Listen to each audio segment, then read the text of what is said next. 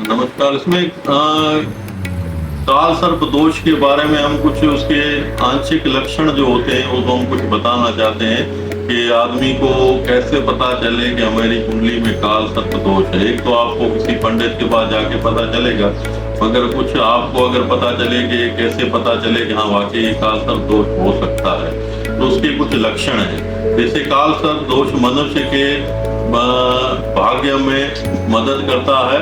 फलत अधिक फल जो है उसको फलत अधिक प्रयत्न करने पर भी असफलता मिलती है। माने मेहनत बहुत करता है मगर उसको सफलता कामयाबी उसकी उतनी नहीं मिलती जितनी उसको मिलनी चाहिए, और अपनी मेहनत का पूर्ण फल नहीं मिलता है उसको। नौकरी में पदोन्नति माने प्रमोशन नहीं होता है, जबकि उससे जो अधीनस्थ जो उससे कम लोग हैं जो नौकरी करते हैं, कम ओहदे पर हैं, वो आगे निकल जाते हैं और ये बेचारा मेहनत करते रहते हैं फिर भी उनको आगे उनको तरक्की या प्रमोशन नहीं होता है, तो उससे उनको काफ़ी निराशा मिलती है।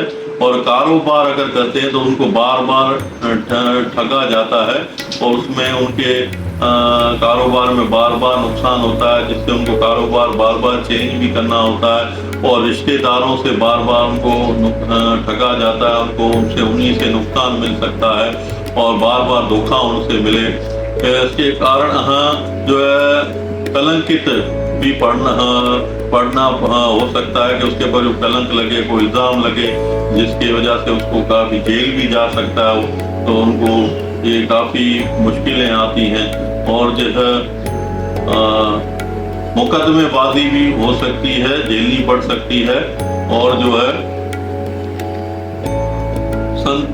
संतान में भी जो है बाधा आती रहती, संतान ना होना या संतान हो तो उसमें उनको उसका सुख ना मिलना, ये भी उनके लिए परेशानी रहती है।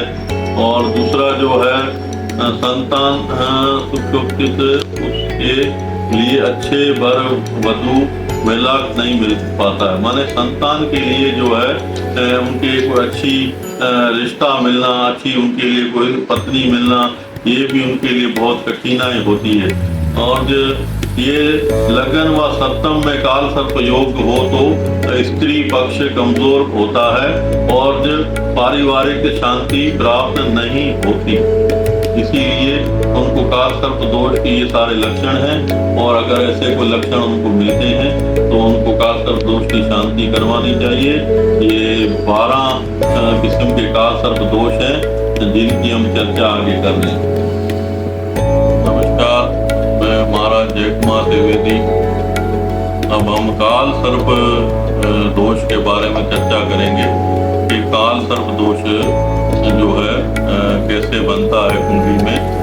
राहु और केतु के राहु और केतु के एक साइड पे जब ग्रह सारे होते हैं, दूसरी साइड जब खाली होती है तो ये पूर्ण काल सर्प दोष बनता है। इसमें 12 ऐसे दोष हैं काल सर्प जो दोष बनते हैं, उनके नाम हैं। पहला जो है अनंत काल सर्प दोष, दूसरा जो है कुलिक काल सर्प दोष, तीसरा है वासुकी काल सर्प दोष, और चौथा है शंखपाल काल सर्प दोष, और पांचवा है पद्म काल सर्प दोष, और छठा है महापद्म काल सर्प दोष, सातवां है तक्षक काल सर्प दोष, आठवां है करकोटक काल सर्प दोष, और नौवां है शंखचूड़ काल सर्प दोष, और 10वां है घातक काल सर्प दोष, और 11वां है विशाख काल सर्प दोष, और 12वां है शेषनाग काल सर्प दोष। तो ये 12 ऐसे काल सर्प दोष बनते हैं कुंडली में। जैसे पहला जो अनंत काल सर्प दोष, अगर किसी की कुंडली में लगन जो पहला घर होता है असेंडेंट जिसको कहते हैं, उसमें राहु है और उससे अपोजिट 7th हाउस में केतु है और बाकी सारे ग्रह के एक साइड पे हैं, माने लगन के दूसरे घर में से लेके छठे घर तक जो ग्रह दूसरे बैठे हुए होंगे तो ये अनंत काल सर्प दोष बनता है। तो दूसरा जो हमें काल सर्प दोष है कुलिक काल सर्प दोष। इसमें जो है जन्म कुंडली में किसी की दूसरा जो भाव है, दूसरा जो घर है, तो उसमें राहु बैठा हुआ हो और जो उसके अपोजिट जो 7th हाउस है, जो कुंडली का 8वां घर बनेगा लगन से, उसमें केतु बैठा हुआ है। तो दूसरे घर से 8वें घर के बीच में जो है जो सारे ग्रह होंगे तो ये काल सर्प दोष बनता है, जिसको कुलिक काल सर्प योग कहते हैं। तीसरा जो है वासुकी काल सर्प दोष।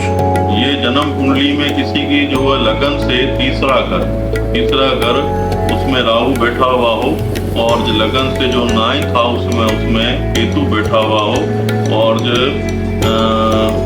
माने तीसरे घर से के बाद चौथे घर, 5वें घर, 6ठे घर, 7वें, 8वें में जो सारे ग्रह इन्हीं घरों में बैठे हों और जो तीसरे घर से 9वें घर के बीच में सारे ग्रह आ जाएंगे, तब ये दोष बनता है। इसको वासुकी काल सर्प दोष कहते हैं।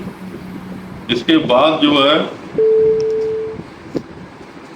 चौथा जो काल सर्प दोष है, शंखपाल काल सर्प दोष।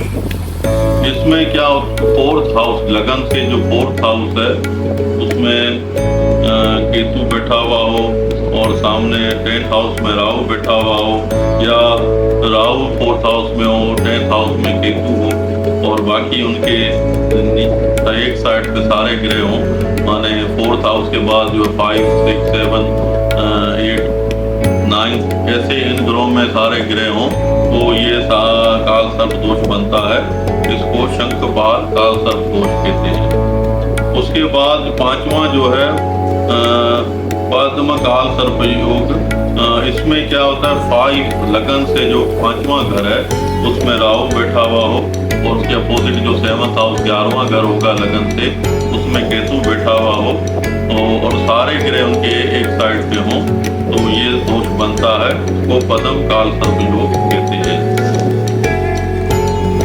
आगे छठा जो काल सर्प दोष है उसमें लगन से जो 6ठा घर है उसमें राहु बैठा हुआ हो और उसके अपोजिट जो 7th हाउस है उसमें केतु बैठा होगा, जो लगन से 12वां घर बनेगा और इनके दोनों राहु केतु के एक साइड पे जो ग्रह होंगे, माने 6ठे के बाद 7th, 8, 9, 10, 11 इन ग्रहों में दूसरे ग्रह बैठे होंगे, या राहु केतु के साथ भी कोई ग्रह हो सकता है, तो उसमें जो है ये दोष बनता है। इसको महापद्म काल सर्प योग कहते हैं। इसके बाद जो 7th है, 7th काल सर्प दोष है, उसको तक्षक काल सर्प दोष कहते हैं। ये काल सर्प दोष जो है 7th हाउस से बनता है, माने 7th हाउस में राहु है और फर्स्ट जो लगन में सामने अपोजिट लगन बनेगा, उसमें पहला घर लगन जो है उसमें केतु होगा और उनके एक साइड पे सारे ग्रह होंगे, माने 7वें घर के बाद 8वां, 9वां, 10वां, 11वां, 12वां इन घरों में जो ग्रह बैठे होंगे तो ये दोष बनेगा। तो इसको तक्षक काल सर्प दोष कहते हैं। उसके बाद 8वां जो काल सर्प दोष है उसको कर कोटक काल सर्प दोष कहते हैं।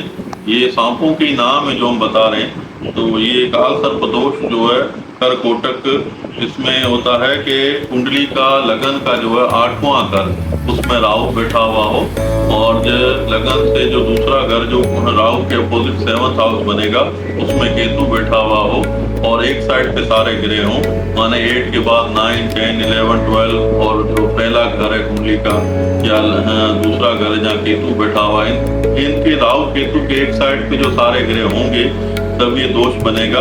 इसको करकोटक काल सर्प दोष कहते हैं। इसके बाद जो 9वां काल सर्प दोष है उसको कहते हैं शंखचूड काल सर्प योग। ये कुंडली में 9th हाउस में जब राहु है और तीसरे घर में केतु है और इनके एक साइड पे सारे जब ग्रह होते हैं, माने 9th के बाद 10, 11, 12 फर्स्ट, सेकंड, थर्ड जो जहाँ केतु बैठा हुआ इनके एक साइड पे जब सारे ग्रह होंगे तो इसको शंखचूड काल सर्प दोष कहते हैं। इसके बाद जो 10वां है घातक काल सर्प दोष।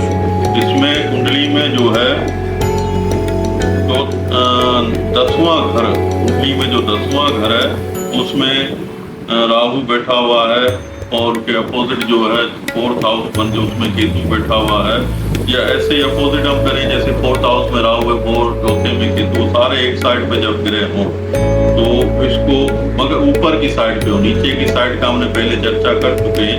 इसमें जो है जैसे 10 के बाद 11, 12, first, second, third, fourth, in house तक जो ग्रह अगर एक साइड पे होंगे तो ये काल सर्प दोष बनता है। इसको हम घातक काल सर्प योग कहते हैं। इसके बाद 11 जो है काल सर्प दोष, उसका नाम है विषाक्त विषधर, इसको भी विषधर भी कहते हैं। इसको काल सर्प दोष ये बनता है, ये 11th हाउस पे बनता है। माने 11th हाउस में जो है अगर राहु है और 5 हाउस में उनके अपोजिट जो केतु है, ऐसे अपोजिट भी हो सकता है कि जो केतु 11 में 5 में राहु, मगर इसके जैसे 11th हाउस के बाद जो ग्रह हैं माने 12 में, फर्स्ट में, सेकंड में, थर्ड में, 4 में, 5 में, ऐसे ग्रह इन साइड पे है और दूसरी नीचे की साइड खाली है, तब ये दोष बनता है। इसको विषाक्त काल सर्प दोष कहते हैं।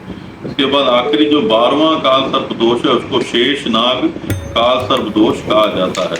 इसमें जो है कुंडली में जो है 12वां घर कुंडली में, उसमें राहु बैठा हुआ हो और छठे घर में सामने जो कुंडली का छठा हाउस है उसमें केतु हो और सारे एक साइड पे ग्रह, माने 12वां घर से माने फर्स्ट, सेकंड, थर्ड, 4, 5, 6 इन घरों में राह के दूसरे ग्रह हों और दूसरी साइड खाली हो, तब ये दोष बनता है।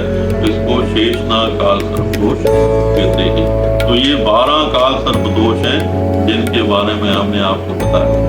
और इनकी अगर ये दोष होता है, ये पिछले जन्म के कर्म अनुसार ये दोष बन के आता है। इसमें कई बार पितृ दोष को, उसको पितृ दोष भी कहा गया है। तो इसकी सारी शांति विधि करानी चाहिए, क्योंकि ये हर काम में आदमी के बाधाएं, रुकावटें डालते हैं। ये दोष उनका काम होते होते रुक जाते हैं, एन मौके पे उनके काम अटक जाते हैं। तो उनको ये काल सर्प दोष की शांति करानी चाहिए। इसकी काफ़ी विधि है, वो तो विधि आप किसी पंडित को या हमसे भी आप मिल सकते हैं, किसी और जो जानकार है इसका, तो उसको आप दिखा के उनकी सारी विधि आप उठ के जहाँ पूजा पाठ उनका करवा सकते हैं, उनकी शांति करवा सकते हैं। धन्यवाद।